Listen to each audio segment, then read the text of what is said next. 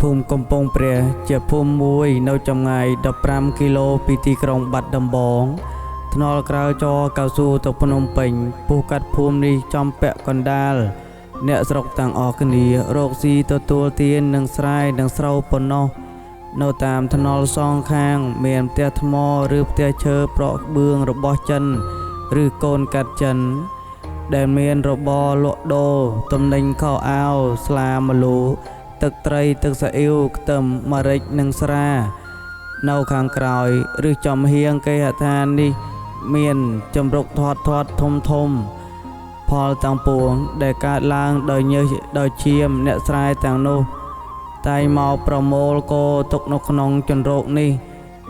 ដល់រដូវវស្សាពេលដែលស្រូវតែងឡើងថ្លៃក្រើត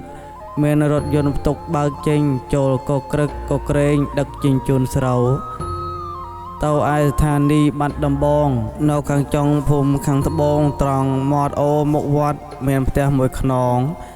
សង់ជារោងដោលដ៏មានដំបូលប្រក់ក្បឿងដែលស្លែកាន់ហើយច្រកក្រោមស្វាយមួយដើមដ៏មានមេឃសាខានៅទីធ្លាផ្ទះនោះឯងគេមានដាំដើមកុលាបម្លិះនិងចម្ប៉ាដែលមានផ្ការីស្គូស្គីជាលម្អហើយមានគុនមើលល្វឹងល្វើយរសាត់ទៅតាមវាយោកផ្ទះនេះមានសភាពស្ងាត់ជ្រងំឥតមានមន់ខ្ទាត់ទាជ្រូកស្រែកដូចនៅផ្ទះអ្នកជិតខាងឡើយផ្លូវសាច់មួយសម្បុរលឿងឆ្អិនសម្រាប់អ្នកដំណើរដើរចុះពីថ្នល់ធំទៅកាន់ជណ្ដើរឈើដែលលាបថ្នាំពណ៌ខៀវចាស់ផ្ទះនេះនៅឆ្ងាត់ជ្រងំគ្មានឮមាត់មនុស្សសោះឮតែនាឡិកាភ្លេងមួយដើរទឹកនឹងសូររោនៃយន្តដេមួយនៅចិត្តបងអួយដែលបែរមុខទៅរកទីធ្លាមានយុវនារីម្នាក់ថតមមធ្លាក់សំពត់ខ្មៅចងក្បិនពាក់អាវឯកទេសអង្គុយខិតខំធ្វើការឥតមានមើលនាយមើលអាយឡើយមានវីនេះទុកសក់ប្រុសស្មាឯដងខ្លួននាងក៏ងក់ងើបយល់ចុះឡើងដោយជើងធាក់ឈ្នន់យន្តហើយបណ្ដាលឲ្យរំជួយ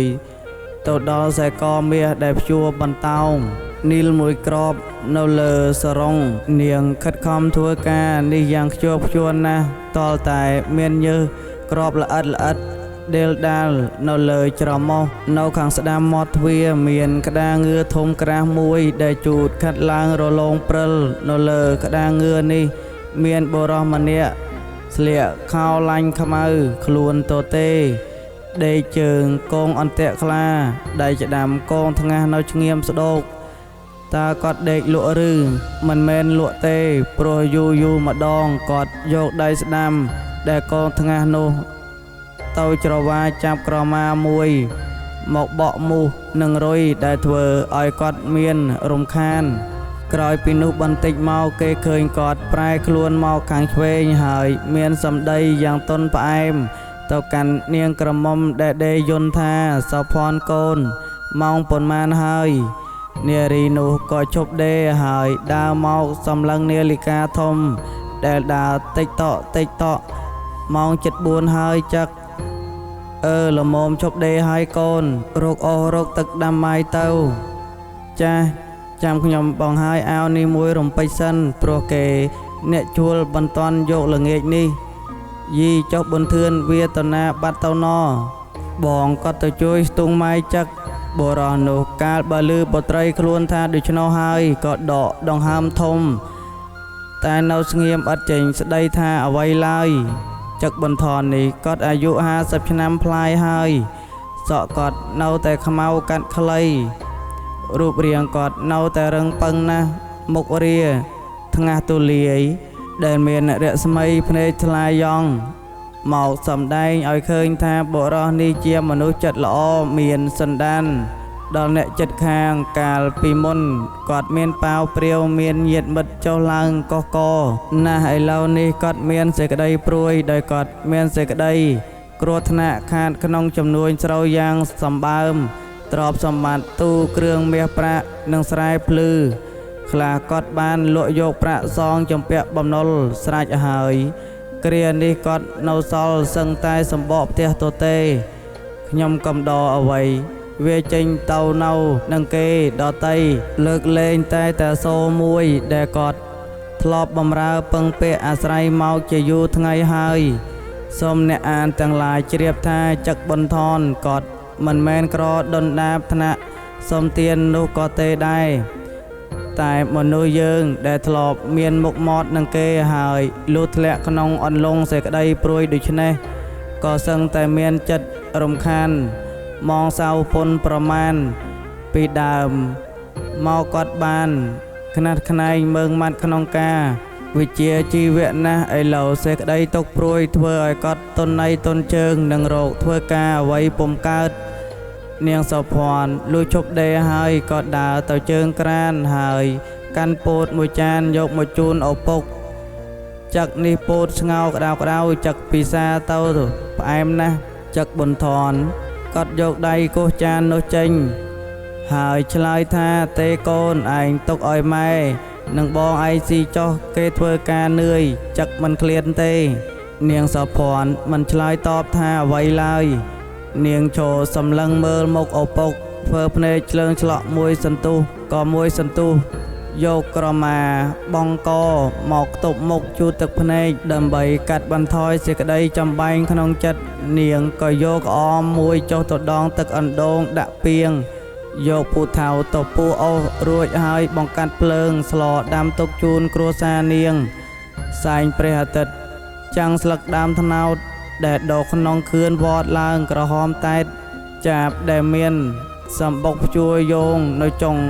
ធាងរុក្ខជាតិនិយាយប្រឡែងគ្នាត្រហឹងអើងកងនៅពេលនោះស្ត្រីអាយុកណ្ដាលមនុស្សនិងក្មេងកំឡោះម្នាក់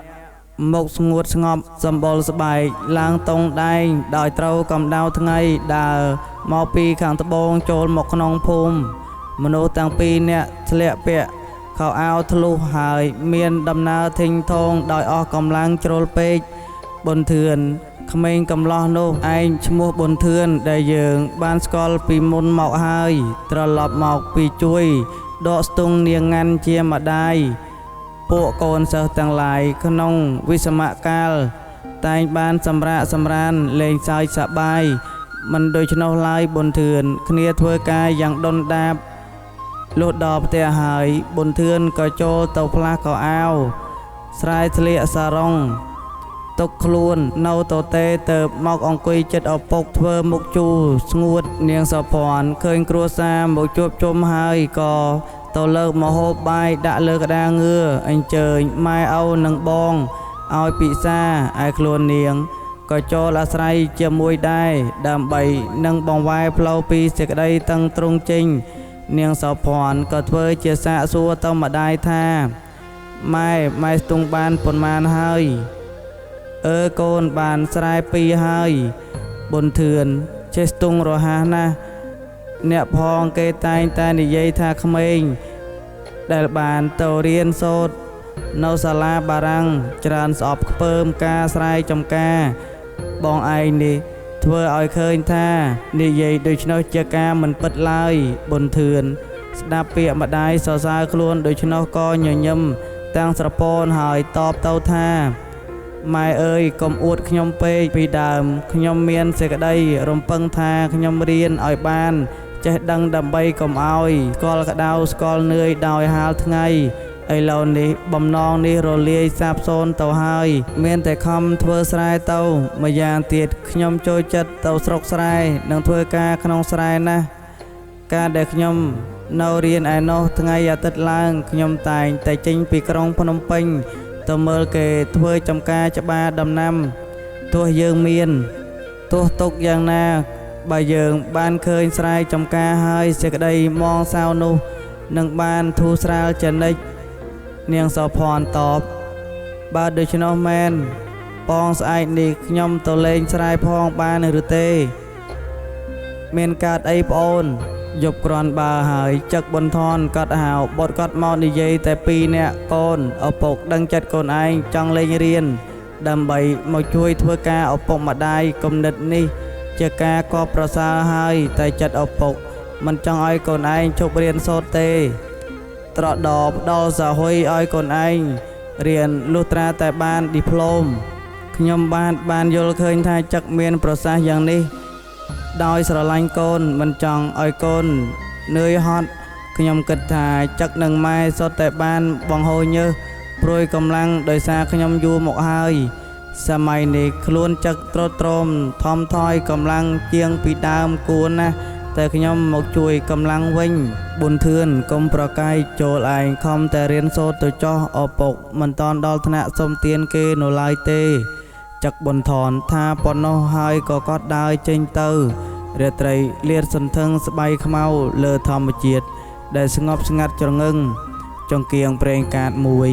មានពន្លឺញ័រព្រើតនៅបំភ្លឺផ្ទះដ៏ធំល្វឹងនៃចឹកប៊ុនថនប៊ុនធឿនអង្គុយសេញចឹងសេញចប់ភ្លេចសេចក្តីនឿយហត់ពីថ្ងៃសំឡេងខ្លុយមួយពីរោះក្រលួយក្នុងផែនសន្យាហើកាត់មេស្វាយមកអង្អែលបោសោតវិញ្ញាណនៃជនដែលមិនតាន់ដេកលក់នៅឡើយឯដួងវិញ្ញាណប៊ុនធឿនវិលចុះរេឡើងមិនមានទៅចាប់ឆ្ពោះលើវត្ថុអ្វីឡើយត្រេះរេះមើលទៅឃើញថាឪពុកខ្លួននិយាយត្រូវមែនគួរតែខំរៀនសូត្រទៅចោះគ្រាន់នឹងយកប្រាក់ខែមកជួយចិញ្ចឹមឪពុកម្ដាយចំពោះមួយទៀតចិត្តប៊ុនធឿនគិតមកម៉ៃដល់នាងវិធាវីជាគូសង្សារបើប្រសិនជាខ្លួននៅតែធ្វើស្រែយ៉ាងនេះទៅម្លេះសំយាយនួនគាត់ផ្ដាច់ពាក្យសន្យាពុំខានព្រោះដឹងថាគាត់ស្រឡាញ់ថ្នមកូនគាត់ខ្លាំងណាស់ម្ដេចគាត់នឹងឲ្យកូនគាត់មកធ្វើការនឿយហត់ជាមួយផងស្វែងយល់យ៉ាងនេះហើយប៊ុនធឿនក៏យកចិត្តទុកដាក់នឹងការរៀនសូត្រឡើងវិញយប់ឡើងតែងអុជចង្គៀងប្រេងកាតដងមួយមើលសៀវភៅថ្ងៃឡើងទៅធ្វើស្រែចម្ការតែងតែឆ្លៀតដាក់សៀវភៅកវីបារាំងណាដែលជាទីកប់ចិត្តយកទៅអាននៅពេលឈប់សម្រាកកម្លាំងជួនណាអ្នកទៅខ្វៀលគោជួនតាសូឲ្យគាត់មកពិសាបាយអ្នកក៏ដេកក្រោមដើមដង្កោឬដើមស្ដៅក្បាលកាយក្រមាមួយដែលមូជាដុំអ្នកមើលគោបណ្ដើអានសៀវភៅបណ្ដើសាប់ឃ្លោងឃ្លាខ្លះពីរោះអស្ចារ្យបណ្ដាលឲ្យអ្នកស្រមៃឃើញមុខនាងវិធាវីញញឹមស្រស់ត្រង់ប្រឡោះស្លឹករុក្ខជាតិអរាប៊ុនធឿនក៏ព្រឺព្រួចចិត្តក៏រីករាយសប្បាយក្រៃលែងដូច្នេះហើយការស្រែតាំងប៉ុន្មានក៏បានធ្វើឲ្យធុញថប់និងហត់នឿយអស់ទៅនៅល្ងាចថ្ងៃទី13កក្កដាចឹកប៊ុនថននិយាយទៅកាន់បុត្រគាត់ថាថ្ងៃស្អែកជាបុណ្យជាតិរបស់បារាំងបើឯងចង់ទៅមើលនោះក៏ទៅចោះនៅព្រឹកប្រហៀមថ្ងៃ14សូរិយេប៊ុនធឿនបានតែងខ្លួនស្អាតបាតហើយជិះតូចក្រយានតម្រង់ទៅបាត់ដំបងនិងរីករាយសប្បាយក្នុងចិត្តថានឹងបានជួបមុខកែវសង្សាររបស់ខ្លួនជាពុំខាននៅគ្រប់ផ្លូវថ្នល់មនុស្សឈូឆរដើរខ្មៅមានសភាពដូចជាវងស្រមោចពួកអ្នកក្រុងស្លៀកពាក់តាមទំនើបថ្មីឯអ្នកស្រុកស្រែបញ្ចេញសម្លៀកបំពាក់ភោភាគ្រប់ពណ៌តាមថ្នល់ក្រុងនិងតាមបង្អួចផ្សារផ្ទះទង់ចិត្តបារាំងខ្មែរបក់យោលរេរាយបញ្ចេញសេចក្តីសប្បាយរីករាយរយរាយទៅគ្រប់ទិសត្រង់មាត់កំពង់ចំពីមុខផ្សារវិលគេមានផ្សងពន្លាមួយលម្អដោយស្លឹកទន្សែស្លឹកជ្រៃក្រឹមនិងផ្ទាំងសម្ពុតខៀវសក្រហមពួកឥស្សរជនទាំងឡាយនៃខេត្តបានមកអង្គុយជ្រក់កម្ដៅព្រះសូរិយាតីក្នុងបារាំងនោះត្រៀបត្រាតាមចិញ្ចាមនៃមាគាប្រជាជនខ្ញៀវខ្ញាឈរចាំមើលមានក្រុមពិជ័យសង្គ្រាមមួយកងក្រុមរក្សាស្រុកមួយកងស្លៀកពាក់សក្បាលពាក់ពេរេក្រហមឬខៀវផ្ទៃមេឃពោះនឹងកំភួនជើងរំពតដោយផ្ទាំងសម្ពុតពណ៌ដដែលនេះឈរដំរៀបជាជួរឥតខ្ចោះនៅចំពីមុខរោងបុណ្យប៊ុនធឿនឈួរលេឡំនឹងពពួកមើលទៅហ៊ានលើកអាវុធគំនប់ងាកខ្លួនហើយឈានជើងដើរស្រោះគ្នាព្រឹបដោយមានសាក់3បារាំងមួយថតក្រអញជីសេះហើយធ្វើភ្នែកក្រលើងក្រឡាប់យ៉ាងសម្បើមជាអ្នកបញ្ជាតិនិងដោយភ្លេងត្រែប្រគំបន្តផងតអំពីនោះមកប្រជាជននាំគ្នាប្រជ្រៀតមើលលបែងផ្សេងដូចជាចងជើងក្នុងបាវឲ្យរត់ប្រណាំង ឡើងសសលៀបខ្លាញ់ប្រកួតជក់បារីតែប៊ុនធឿនធុញទ្រាំពេកក៏ចុះទៅកំពង់ចម្លងជិះទុកដទៅត្រើយខាងកើតហើយដើរតម្រង់ទៅភូមិវត្តពោជូនជាថ្ងៃនេះជាថ្ងៃពេញបរមីយាយនួនក៏ទៅកាន់អបោឯវត្តពោនាងវិធាវីកាលបើធ្វើមហូបរៀបចំដាក់ចានស្រាក់ឲ្យម៉ែផៃក៏លើកទៅជូនម្ដាយនាងរួចស្រេចហើយនាងក៏មនីមនីបិទទ្វារផ្ទះហើយយកប្រឡោមលោកសៀមមួយចុះទៅគេងអាននៅក្នុងអន្រឹងមួយចងក្រោមស្វាយមួយដើមដែលបែកមេឃត្រសាយនៅកន្សែងផ្ទះនាងនេត្រានាងរំពៃតាមខ្សែបន្តតអក្សរសៀវភៅតែដួងចិត្តនាងរសាត់ទៅតាមខ្យល់រំហើយក្រលីងក្រឡងមួយគូដែលហើរទំលើមេឃរុក្ខាយំឆ្លើយឆ្លងគ្នាហើយជួនកាលមានសម្បុកលោតពីលើធាងដងមួយទៅធាងដងមួយឮសូរក្រោកក្រោកក្រោកក្រោកនាងវិធាវីកំពុងតែស្រងោតចិត្តគិតអាណិតខ្លួនប៉ុនពេកក្រៃស្រាប់តែស្រមៃឮសូរមនុស្សដើរលើស្លឹកស្វាយទុំដែលជ្រុះរស់រាយលើពោសធានាងក៏ងាកទៅមើលហើយក៏ញញឹមព្រៀងបងយីបងមកពីកាលណានឹងបងគ្មាននឹកនាដល់អូនសោះតែម្ដងហើយមកវាកងយូរណាស់ហើយ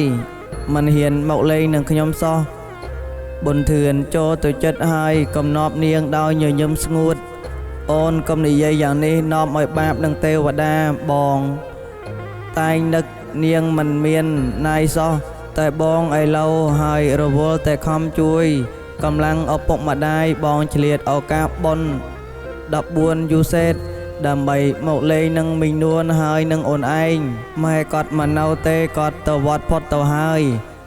ដំណឹងនេះធ្វើឲ្យប៊ុនធឿនត្រេកអរឥតឧបមាតែខំទប់កិរិយាមិនឲ្យបញ្ចេញសេចក្តីសប្បាយឲ្យឃើញឡើយអោបងសែនស្ដាយព្រោះបងមិនតន់វិលទៅផ្ទះវិញនៅរសៀលម៉ោង3នេះមិនតន់អ្វីម្លេះមិនក៏មិនចាំប្រណាំងទុកសិនខ្ញុំឮថាទុកងោលោកវត្តឈើខ្មៅឈ្មោះពពកអណ្ដែតលឿនអស្ចារ្យបងរងចាំមិនបានទេបងសុំផ្ញើភ្នែកមួយឲ្យអូនមើលជួសបងផងបានឬទេមិនបានទេព្រោះពេលនេះខ្ញុំគ្មានត្រអាលអ្វីនឹងបុណ្យនឹងងាននេះសោះខ្ញុំរកតែទីស្ងាត់គិតសេចក្ដីទៅស្រួលតាមលំនាំចិត្តរបស់ខ្ញុំថាហើយនាងងើបមើលមុខប៊ុនធឿនហើយអោនភ័ក្រចុះមិនស្ដីប៊ុនធឿនគិតស្មានដោយខុសថានាងមានសេចក្តីជួយព្រួយនឹងការគ្រោះថ្នាក់នៃគ្រួសារខ្លួនក៏និយាយទៅកាន់នាងថាណែអូនបងសូមអង្វរចិត្តអូនហើយដែលនាងជួយព្រួយបារម្ភនោះណែចូលនាងបាត់ផិតភ័យទៅថ្វីបើខ្លួនបងធ្លាក់ក្របងនឹងខំរៀនធ្វើមួយជា2ជា3លុះបានសញ្ញាបត្របឋមសិក្សាជាន់ខ្ពស់កាលណាបងនឹងចេញធ្វើការហើយត្រង់នេះប៊ុនធឿនសម្លឹងក្នុងនេត្រានាងវិធាវីដែលខ្មៅយ៉ងដូចត្បូងនិមលទៅចរចាទៅទៀតហើយយើងនឹងបានសុខសេមសាមតទៅនាងវិធាវីឮសម្ដីរៀមបងដូច្នោះហើយទឹកភ្នែកដែលនាងខំទប់បានកុំឲ្យចូលជុលកាលពីមុននោះក៏ហៀហោខ្ចាយធ្លាក់មកនាងប្រឹងយកកូនកន្សែងមកជូតប៊ុនធឿនឃើញដូច្នោះហើយក៏ធ្វើភ្នែកលេក់លក់តើអូនមានទុកយ៉ាងណាប្រាប់បងផងនាងវិធាវីដោយអៀនខ្មាក៏មិនឆ្លើយតបចំពោះពាក្យសួរនេះទេបែរជាស្ដីថាបងអើយមនុស្សយើងបើប្រាថ្នាអ្វីមួយមិនដែលបានដោយបំណងរាល់ដងទេជួនបានជួនខានយើងសម្លឹងទៅមុខមិនធ្លុះសោះមានជាបានសទៅជួបឯខ្មៅឬផ្ទុយទៅវិញក៏មានដែរអូនសុំលុនកាត់សេចក្តីខ្មាស់ជំរាបបងឲ្យជាក់ថាចិត្តអូនមិនប្រែប្រួលពីសច្ចាដែលបានធ្វើមកនោះទេចិត្តអូនឥឡូវនេះមានសភាពយ៉ាងណាទៅថ្ងៃក្រោយក៏យ៉ាងនោះដែរបើទៅអនាគតយើងនឹងមានអាសន្នក្រដូចម្ដេចយើងត្រូវនឹងរកគ្នាជានិច្ចដូច្នេះយើងត្រូវមានវត្ថុអ្វីកាន់ជាប់ជួននៅខ្លួនដើម្បីទុកជារំលឹករបស់ជនសម្លាញ់ដែលឃ្លាតឆ្ងាយទៅហេតុនេះសូមបងទទួលរូបថតនេះទុកចុះប៊ុនធឿនដែលស្មារតីអណ្ដែតទៅឆ្ងាយលុះឮថារូបថតដូច្នោះក៏ភ្ញាក់ខ្លួនព្រើតដាក់ភ្នែក មកមើលឃើញនាងវិធាវីដកកូនរូបថតតូចមួយដាក់ក្នុងកញ្ចក់មូលក្រឡង់ដែលមានសរសៃមានវងពតជាក្រជុំវិញប៊ុនធឿនក៏ទទួលយកមកគយគុណមើលដោយសេចក្តីប្រតិបត្តិយ៉ាងចំហត់អូនបងស្ដាប់អូនមិនទាន់បានទេមិនអូនថាខ្លាចមានន័យផិតភ័យថ្ងៃក្រោយអូនឯងមានដឹងការអ្វីចម្លែកចូលនាងប្រាប់បងផងខ្ញុំមិនមានដឹងការអ្វីចម្លែកទេអញ្ជើញបងទៅដោយសេងផ្សានចោះខ្ញុំមិនហ៊ានទៅនិយាយតែពីរអ្នកនឹងបងយូរពេកទេខ្លាចមានពាក្យគេនិន្ទាទៅថ្ងៃក្រោយថាហើយនាងក៏ក្រោកពីអង្រឹងប៊ុនធឿនក៏ឈានជើងដើរចេញទៅមុខស្រងោតភ្នែកនាងវិធាវីតាមមើលគូសង្សារលុត្រាតែប៊ុនធឿនដើរផុតឆ្ងាយទៅកំបាំងនឹងរុក្ខជាតិទៅនាងដាក់មុខចុះឲ្យដកដង្ហើមធំសែងព្រះអាទិត្យនៃវេលាល្ងាចចាំងលើស្លឹកល្មុតបណ្ដោយឲ្យមានរស្មីភ្លឺច្រាលដូចកំទេចសុវណ្ណនាងវិធាវីដែលមានភ័ក្រស្ងប់ស្ងួតនាងអង្គុយមើលធម្មជាតិនិងពពួកមនុស្សដែលដើរហោហែមកពីបុណ្យ14យូរសេតនាងនៅសេចជាប់សេចចឹងយ៉ាងនេះយូរបន្តិចស្រាប់តែយាយនួនស្លៀកពាក់សយួរកញ្ច្រែងថ្លាដើរចូលមកឃើញកូនមុខក្រៀមក្រំដូច្នោះគាត់ក៏សួរថាអាវីឯងចង់ទៅមើលបុណ្យនឹងគេហើយយប់នេះគេមានរបាំនៅមុខផ្ទះធំល្អមើលណាស់បើឯងចង់ទៅមើលចាំអញរកគេជូននាងវិធាវីឆ្លើយយ៉ាងតិចថាទេម៉ែកូនមិនចង់ទៅមើលអ្វីទេ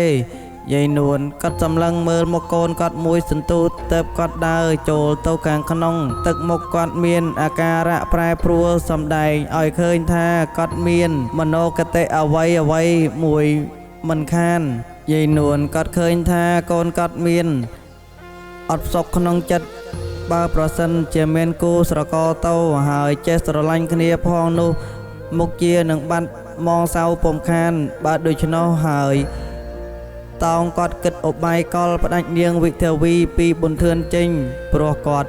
យល់ថាការចំពាក់ពាក្យគ្នាយ៉ាងនេះជាឧបសគ្គមិនអោយអ្នកផងគេចូលចិត្តមកនិយាយដណ្ដឹងកូនគាត់បានទេមិនយូរប៉ុន្មានស្រាប់តែទេសកាលណែនាំឲ្យគាត់ជួបឱកាសដែលគាត់ខំរកនោះភ្លាមយាយនួនគាត់មានសម្លាញ់ម្នាក់ឈ្មោះយាយច័ន្ទស្ត្រីនេះតាំងផ្ទះនៅភូមិវត្តសង្កែមិត្តទាំងពីរនាក់នេះតែងទៅមករកគ្នាមិនសូវដាច់ទេមានថ្ងៃមួយក្រោយពីថ្ងៃដែលយើងនិទានក្នុងភ័ក្រមុន4ខែមកគេឃើញស្ត្រីចាស់កាត់សក់ជ្រងអាយុប្រហែលជាង60ឆ្នាំហើយតែរឹងពឹងនៅឡើយដូនចាស់ដែលស្លៀកខៀនពណ៌តុកែពាក់អាវផាប៉ាន់សពានាក្រមាទេសឯកដែលនោះបានបញ្ឈប់ឬមកនៅចំមុខផ្ទះយាយនួនហើយគាត់ក៏ដើរចូលទៅកាន់គេអឋាននេះបន្តិចក្រោយមកគេឮសូរមាត់យាយនួនស្រែកថាអាវីអើយអ៊ំច័ន្ទឯងគេមកលេងឯណាប្រអប់ថ្លាយកមកថាហើយគាត់ក៏បែរមុខឆ្ពោះទៅកាន់មិត្តភក្តិគាត់អញ្ជើញច័ន្ទអញ្ជើញមកលើកន្ទេលនេះមកអង្គុយលើក្តារមិនកើតទេប្រឡាក់ខៀនអស់ហើយយាយច័ន្ទឆ្លើយមិនអីទេក្តារនេះរលោងព្រិលអង្គុយត្រជាក់ស្រួលណាស់ខណៈនោះនាងវិធាវីលើកហឹបស្លាមកដាក់នៅមុខភ្ញៀវទៅនាងលើកដៃសំពះជំរាបសួរអ៊ំយាយច័ន្ទដែលភ្នែកសម្លឹងរាងកាយយុវតីមិនដាច់ក៏ឆ្លើយថាថ្វាយព្រះក្មួយយីក្មួយឯងកើតអីក៏ស្គមធ្លើតខ្លាំងម្លេះខ្ញុំឥតឈឺស្កាត់អ្វីទេអ៊ំយាយច័ន្ទចាប់មលូមួយសន្លឹកមកបៀផ្ចិតផ្ចង់ប៉មទៅក្នុងមាត់ហើយទំពាបណ្ដើបែរនិយាយទៅកាន់ស្ត្រីម្ចាស់ផ្ទះបណ្ដើយីឯងយើងចុងខែអសុចហើយក៏នៅមានភ្លៀងមេធំម្លេះឯភ្លៀងរលឹមធ្វើឲ្យធុញអត់សុខណាស់ចាស់អញ្ចឹងមែនថាហើយយាយច័ន្ទទាញកន្តោមកស្ដោះទឹកមាត់ពណ៌ឈាមលឺសូច្រចរួចយកកូនកន្សែងក្រហមមួយមកជូតមាត់ទៅចាប់និយាយទៅទៀតខ្ញុំមកជួប នួនឯងនេះព្រោះចង់និយាយការបន្តិចយាយនួនងាកមកទៅចំកូនគាត់ហើយថាអាវីឯងបណ្ដោយឲ្យកំភៃដាំក្តារតែម្នាក់ឯងមិនកើតទេត្រូវឯងទៅមើលផងទៅល្អនាងវិធាវីទទួលសម្ដីម្ដាយហើយក៏ដើរចេញពីទីនោះមិននិយាយថាអ្វីឡើយចិត្តនាងនឹកបារម្ភមិនដឹងជាយាយច័ន្ទនេះមកចាក់រុកម្ដាយខ្លួនដោយម្ដេចទេត្រង់នេះស្ត្រីចាស់តាំងពីឈប់ស្ងៀមមួយស្របក់ធំហាក់ដូចជាចង់សម្លឹងមើលក្នុងចិត្តគ្នាទៅវិញទៅមកយាយនួនគាត់ឆ្លៀតឱកាសនេះដើម្បីបៀកមលូមួយម៉ាត់លុះបានទំពាស្ដោះក្នុងកន្ទោម្ដងហើយទៅសួរទៅយាយច័ន្ទមានការអីច័ន្ទរឿងកូនចៅឯងនោះវាមិនទៅហើយឯងចាំប៊ុនធឿនចេញពីរៀនទៅគិតគូសំគុំវាឬយ៉ាងថាចានអើយខ្ញុំលាក់បាំងអីឥឡូវដោយចានឯងដឹងស្រាប់ឪពុកប៊ុនធឿនធ្លាក់ខ្លួនក្រហើយមានសង្ឃឹមតែលើប្រាក់វិវត្តប៊ុនធឿនតែម្យ៉ាងដោយគេសង្ឃឹមផ្កាយលើមេឃអញ្ចឹងខ្ញុំមានតែកូនមួយមានរំពឹងតែលើវាលុះជរាភាពមកដល់ខ្លួនបើប្រសិនជាខ្ញុំឲ្យទៅថៃប៊ុនធឿនទៅថៃប៊ុនធឿនបន្តិចគេផ្លាស់ទៅធ្វើការនៅខេត្តនេះបន្តិចទៅខេត្តនោះឯប្រពន្ធតោងទៅតាមប្តីចំណែកខ្ញុំនឹងនៅម្នាក់ឯងឥតនរណាជាពំនឹកនេះម្យ៉ាងទៀតប៊ុនធឿននេះធ្លាក់ក្រហើយម្លេះសំជញ្ជក់យកធនធានដែលខ្ញុំនឹងយកឲ្យទៅកូននោះទៅសងបំណុលមិនខានកូនខ្ញុំធ្វើម៉េចនឹងបានសេចក្តីសុខដោយនិយាយវែងយ៉ាងនេះទឹកមាត់ក្រហមប្រតាក៏ពោះពោពេញមាត់ធ្វើឲ្យសម្ដីលឺសូលុលដូចនោះ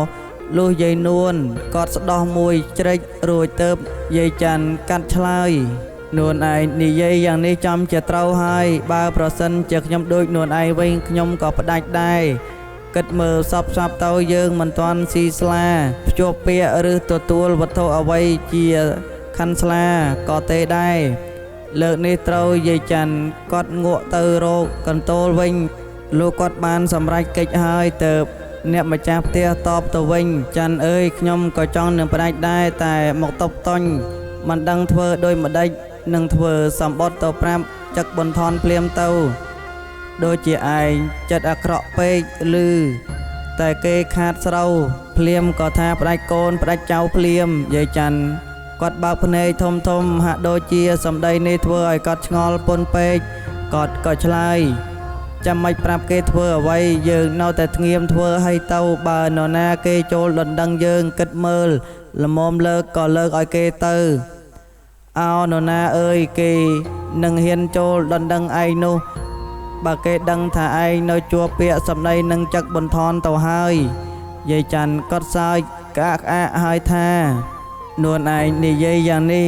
ចំពេញជាខុសមានគេគិតចង់ចូលមកហើយតើឯងថាមិនទៅយាយនួនអព្រឺតក៏កិលចូលចិត្តហើយសួរទៅភ្ញៀវគាត់នរណាគេចង់ចូលមកនោះយាយច័ន្ទសឹបដាក់ត្រជាយាយនួនចឹកណៃសានថៅកែកាស៊ីណូដើរទន្លេនោះហាមានណៃសានណា2 3ឯងស្គាល់ចៅណៃសតកូនគេនោះទេខ្ញុំធ្លាប់ឃើញវាតែពីតូចឥឡូវនេះវាប៉ុនរកស៊ីណាស់ដោយឪពុកវាអញ្ចឹងអោឮដំណឹងថាបើចៅណៃសតនេះវាមានប្រពន្ធទៅគេនឹងចែកឲ្យកាស៊ីណូ2ឡានកម្មញង1នឹងដើមទុន10000នេះនៅមិនតាន់គិតមាសពេជ្រអ្វីទៀតផងយាយនួនគាត់ព្រិចភ្នែកញ័រហើយបែរសួរថាណៃសតនោះវាកើតឆ្នាំអ្វីណោយាយច័ន្ទដែលហាក់ដូចជាចាំតែពាក្យសួរនេះនឹងអាលឆ្លើយនោះក៏ប្រាប់ទៅវិញភ្លាមឆ្នាំជូតថ្ងៃអាទិត្យខែស្រាបយាយនួនគាត់ទទួលទន្ទិញហាក់ពុំចង់ឲ្យភ្លេចឬមួយដោយហេតុដែលគាត់ធ្លាប់ទន្ទិញធក្នុងពេលអបោសុតនោះក៏មិនដឹងឆ្នាំជូតថ្ងៃអាទិត្យខែស្រាបឆ្នាំជូតថ្ងៃអាទិត្យខែស្រាបយាយច័ន្ទគាត់សួរបើប្រសិន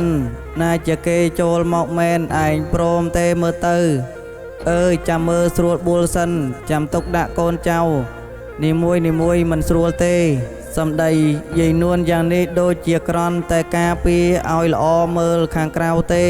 នៅល្ងាចនោះឯងកាលបើយាយច័ន្ទលាកត់ចុះផុតទៅយាយនួនក៏រុះរាន់រៀបខ្លួនហើយកាន់មលូបារីមួយសងដាក់លើជើងពៀននិងទៀនមួយគូដើរតម្រង់ទៅកត់លោកគ្រូអានវត្តពោក្នុងដែលព្រះនាមល្បីខាងហោរាសាស្ត្រនិងមន្តអាគមស្ដោះព្រោះដល់ហើយយាយនួនកត់ចូលទៅថ្វាយបង្គំព្រះភិក្ខុអង្គនេះដែលមានសង្ឃដីកាសួរមកយាយមានធរៈអ្វីខ្ញុំព្រះករុណាយកមលូស្លាបារីនេះមកប្រគេនលោកគ្រូម្ចាស់ហើយសូមនិមន្តលោកគ្រូម្ចាស់មើលដួងចតាកូនខ្ញុំព្រះករុណាព្រោះខ្ញុំព្រះករុណាចង់ឲ្យវាមានគូស្រករលោកគ្រូអានក៏ទាញវត្តពុនបោះលាតមកប្រហោះស្ដាំលាចាប់ជេរមកខាងយាយនួនគាត់ក៏លើកពៀនស្លាបារីទៀនដាក់លើជាយមកខាងទៅលើកដៃប្រណម្យឡើងជាថ្មីរួចហើយលោកគ្រូអានក៏ទាញក្តារស្នួនមួយធំដែលទុកនៅប្រອບសំណឹងរើយកដេសមួយដុំហើយមកគុននៅចំពោះមុខយាយនួនទៅមានសង្ឃដីកាសួរថាយាយកូនយាយកើតឆ្នាំអ្វីលោកម្ចាស់វាកើតឆ្នាំរោងខែពិសាខថ្ងៃអង្គារលោកគ្រូអានគាត់លើក្តារឈ្នួនរួចហើយទៅសួរទៀតតើខាងប្រុសនោះគេឆ្នាំអ្វីឆ្នាំជូតថ្ងៃអាទិត្យខែស្រាបលោកគ្រូអានក៏វេលេខអត្តមួយសន្ទុះទៅមានសង្ឃដីកាយីយាយលេខប្រសើរណាស់តើតាំងតែពីអាត្មាចេះមើលហោរាមកពុំដែលឃើញលេខនរណាប្រកបគ្នាអីដល់ម្លេះទេបើដូច្នេះខ្ញុំព្រះករុណាសូមសងចាក់គម្ពីរមើលម្ដងទៀតលោកគ្រូអានក៏ក្រោកឈរទាញគម្ពីរសាស្តាហើយស្រាយលាតប្រកបបញ្ចេញឲ្យឃើញស្លឹករឹតលាបពណ៌ទឹកមាសរន្ទាលដែលមានខ្សែចំណងពណ៌បៃតងក្រហមលឿងចាក់ឆ្លាស់គ្នាល្អចម្លែកលោកលើគម្ពីរនេះដាក់លើតោកឈើមួយលាបថ្នាំខ្មៅលំអដោយភ្ញីដាំខ្យងហើយលោកយកទៀនក្រមួនខ្មុំមួយដែលយាយនួនបានយកមកប្រគេនមកអុជបិទនឹងក្របតោករួចស្រេចលោកក៏មានសង្ឃដីកាអញ្ជើញយាយទៅចាក់ទៅយាយនួនគាត់លើកហត្ថាសំពះ3ដងហើយគាត់ទួយតោកគម្ពីរនោះដាក់លើក្បាលដៃឆ្វេងគាត់ទប់តោកដៃច្រាំគាត់យកកន្លះធូបចាក់ជ្រៀតទៅក្នុងស្លឹករឹតរួចទើបគាត់ប្រគេនតោកគម្ពីរនោះទៅព្រះថេរៈភិក្ខុនេះក៏ទាញសាស្តាយកមកលាតមើលត្រង់កន្លែងដែលកន្លះធូបសៀតចង្អុលរឿងត្រង់ព្រះមហោសថទៅជួបនឹងនាងអមារាហើយមានប្រតិស្រឡាញ់នាងនេះពុនប្រមាណលុះបានអានសពគ្រប់ហើយលោកសង្ឃមានសង្ឃដីកាពន្យល់អាត្មាយល់ថា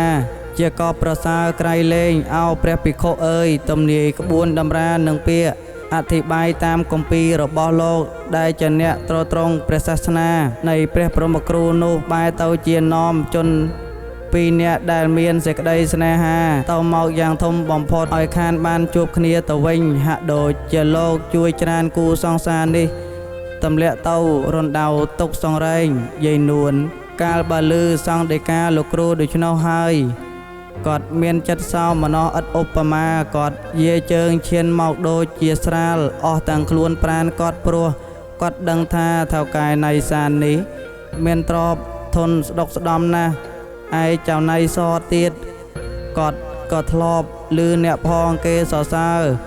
រាល់មាត់ថាជាក្មេងកំឡោះមានរូបរាងស្អាតបាតចេះចង់មានចង់បានហើយថែមទាំងចេះប្រណិតឪពុកម្ដាយផងអោហៅគាត់ប្រសើរសែនក៏ប្រសើរយាយនួនគាត់សឹបក្នុងចិត្តធៀបផ្ទឹមនាងយុវជនទាំងពីរនៃសតវិទ្យាវីនៃសតយីឈ្មោះទាំងពីរនេះសំគ្នាណាស់តើម្លេះដល់បានគ្នាជាប្តីប្រពន្ធទៅហើយប្រសិនជាបណ្ដើរគ្នាទៅណាមកណាសឹងមានអ្នកផងគេនឹងរបូតមកថាយីមិនខានយាយមុខញញឹមពព្រឹមបិទមាត់ស្ទើរមិនចិត្តដើរពង្រាយសេចក្តីសប្បាយទៅលើស្មៅតាមផ្លូវចេញពីវត្តដូចជាអ្នកមានព្រោះស្រូវរយក្របធម្មជាតិទៅក្នុងស្រែប្រហែលជាមួយអាទិត្យក្រោយមកយាយនួន គាត់ទប់នឹងសេចក្តីរំខានដោយទទឹមចាំផ្លូវយាយច័ន្ទពុំបានគាត់ក៏ឡើងជិះឬមកឆ្ពោះទៅផ្ទះសម្លាញ់គាត់ច័ន្ទអើយលេខវាល្អណាស់ខ្ញុំមិនថាអីទេឲ្យតែគេចូលមកចុះ